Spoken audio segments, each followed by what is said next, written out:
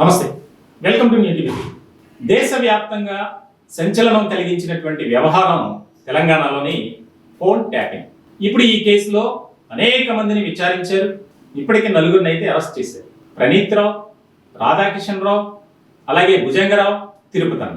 ఈ యొక్క కేసులో ప్రధానమైనటువంటి ముద్దాయిగా A1గా ఉన్నారు SIB చీఫ్ మాజీ IPS ప్రభాకర్. ఏదైతే ఎన్నికల ఫలితాల తర్వాత ఈ వ్యవహారం బయటకు వచ్చిందో అనంతరం ఆయన విదేశాలకు వెళ్ళిపోవడం. నేనైతే పారిపోలేదు, ట్రీట్మెంట్ కోసమే నేను వెళ్ళానని ఆయన చెబుతున్నప్పటికీ భయపడి వెళ్ళారు. ఈ కేసు నుంచి తప్పించుకోవడానికే ప్రభాకర్ రావు విదేశాలకు చెక్కేశారనే ప్రచారం కూడా ఇప్పటికీ జరుగుతుంది. ఇలాంటి సందర్భంలో A1గా ఉన్నటువంటి ప్రభాకర్ రావు ఇప్పటికే ఒక లేఖ రాశారు. మళ్ళీ తాజాగా మరో లేఖ. అంటే నేను ఎలాంటి తప్పు చేయలేదు, నేను కావాలంటే మీ యొక్క విచారణకు పూర్తి స్థాయిలో సహకరిస్తా, కానీ ఇండియాకి మాత్రం రాను.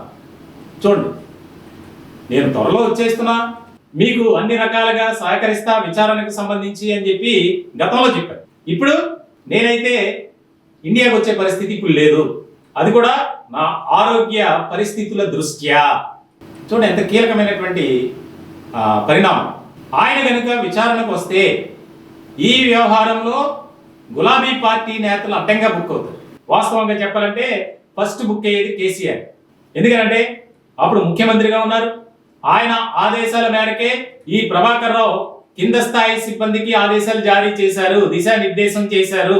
ఫోన్ ట్యాపింగ్ చేయండి, ఎవరెవరి ఫోన్లను ట్యాప్ చేయాలి, ఎవరెవరి కదలికలను నిఘా పెట్టాలి అనే దాని మీద.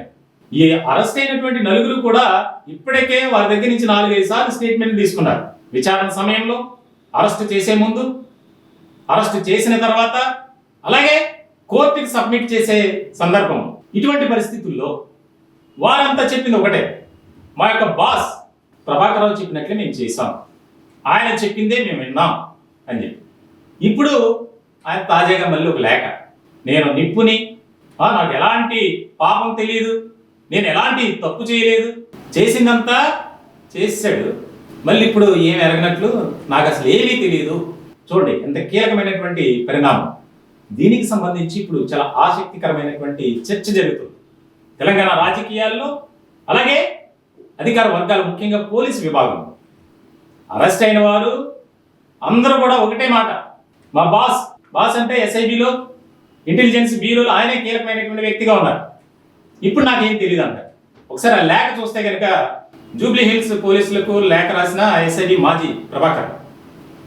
ఆయన లేఖ రాసినటువంటి అంశాల్లో ప్రధానమైనటువంటి జూన్ 26వ తేదీన ఇండియాకు వచ్చేది ఉండేది, కానీ నా ఆరోగ్యం బాగోలేకపోవడంతో అమెరికాలో ఉండిపోవాల్సి వచ్చింది.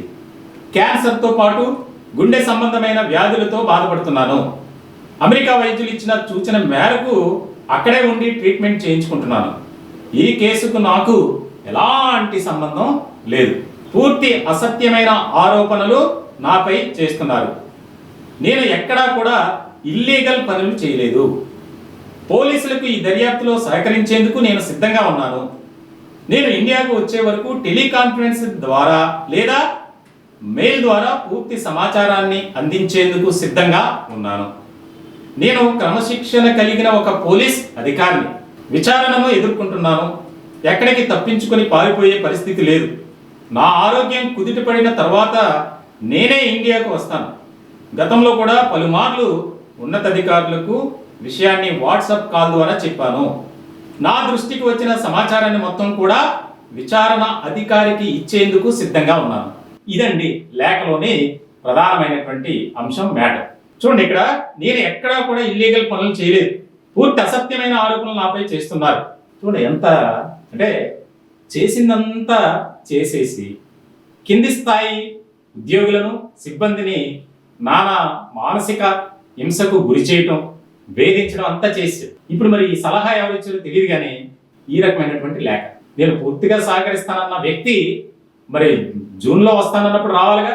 అంతకుముందు ఏప్రిల్, మేలో నేను రావడానికి సిద్ధంగా ఉన్నాను, నేను ఎలాంటి విచారణ అయినా ఎదుర్కొంటాను అని చెప్పినటువంటి వ్యక్తి ఇప్పుడు నేను ఎలాంటి తప్పు చేయలేదు, నాపై అసత్యమైనటువంటి ఆరోపణలు చేస్తున్నారు, నేను క్రమశిక్షణ కలిగినటువంటి అధికారిని ఎందుకు చెప్పుకోవాల్సి వస్తుంది అంటే ఇక్కడే ఒక లాజిక్ ఉంది. అంటే కేసు నుంచి తప్పించుకోవడానికి జాప్యం, గ్యాప్ అనేది అంటే ఎక్కడా కూడా డిలే చేస్తూ దాని ద్వారా ఆయన ఒక మేలు పొందాలి. ఎందుకంటే ఈయన్ని ప్రభావితం చేసేటువంటి వారు గులాబీ పార్టీలో ఉన్నటువంటి ముఖ్యమైనటువంటి నేతలే అనేది కూడా ప్రచారం జరుగుతుంది. ఇప్పటికే ఆయనకు ఆయా రకాల నోటీసులు జారీ చేశారు.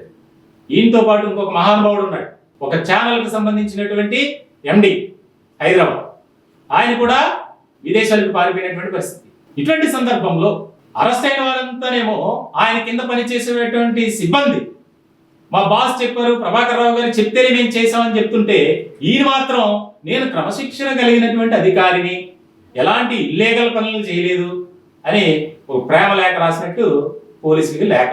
గతంలోనే ఈ కేసును విచారిస్తున్నటువంటి ఒక అధికారికి ఆయన ఫోన్ చేసి మనం పోలీస్ డిపార్ట్మెంట్లో ఉన్నాం, ఈ కేసును పెద్దగా చూడక్కర్లేదు అని మరి ఎందుకు చెప్పాడు? అంటే మరి అప్పుడే ఆ లేఖ రాయొచ్చు కదా, ఇప్పుడు ఎందుకు?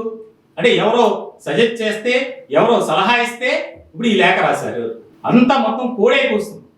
ఈ కేసులో ప్రధానమైనటువంటి వ్యక్తి A1గా నిందితుడిగా ఉన్నటువంటి వ్యక్తే ఈ యొక్క మాజీ ఐపీఎస్ ప్రభాకర్ రావు అని. ఉదాహరణకండి, ఒక విభాగానికి అధిపతిగా ఉన్నాడు. ఆయన అధిపతిగా ఉన్నప్పుడు ఆయన హయాంలోనే, ఆయన అధికారంలోనే, ఆయన కనుచూపుల్లోనే ఇదంతా జరిగింది. మరి ఎవరినంటారు? వేరే పక్క రాష్ట్రానికి సంబంధించినటువంటి అధికారిని అంటారా? ఒక పక్కనేమో ఎవరైతే అరెస్ట్ అయి ఉన్నారో వారంతా చెప్తున్నారు, ఆయనే చేయించాడు, ఆయనే చెప్పాడు, మా బాస్ చెప్పినట్లే మేము విన్నాం, ప్రభాకర్ సార్ చెప్పినట్లే మేము చేసాం అని చెప్పి. ఈయనేమో ఇప్పుడు ఏమి ఎరగనట్లు, నాకు ఎలాంటి సంబంధం లేదు, నేను నిప్పుని, నేను స్వాతిముత్యాన్ని అంటూ లేఖ రాయడం. అంటే ప్రజాస్వామ్య వ్యవస్థలో ఏ రకమైనటువంటి స్వభావం కలిగి ఉంటున్నారు అనేది మనం అర్థం చేసుకోవాలి. ఇప్పటికీ ఎన్నో రకాలుగా నోటీసులు, ఆ కుటుంబానికి కూడా నోటీసులు ఇచ్చారు.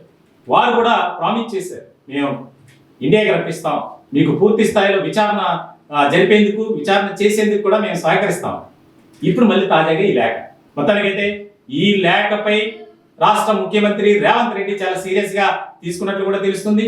ముఖ్యంగా డీజీపీ ఆయన మారారు, కొత్త ఆయన వచ్చారు, ఆయన కూడా దీనిపై ఫోకస్ పెట్టి ఏ రకమైనటువంటి చర్యలు తీసుకుంటారు, ఈ ఫోన్ ట్యాపింగ్ వ్యవహారంలో ఇప్పుడు తప్పించుకునేందుకు విశ్వ ప్రయత్నాలు చేస్తున్నటువంటి విదేశాల్లో ఉన్నటువంటి మాజీ ఐపీఎస్, ఈ కేసులో A1గా ఉన్నటువంటి ప్రభాకర్ రావు ఆయన ఇండియాకి ఎలా రప్పిస్తారు, ఇంటర్పోల్ సహాయం ద్వారా ఆయన అక్కడ అరెస్ట్ చేసి ఇండియాకి రప్పిస్తారా లేదా ఏం జరుగుతుందనేది చాలా కీలకంగా, ఉత్కంఠగా మారినటువంటి అంశం.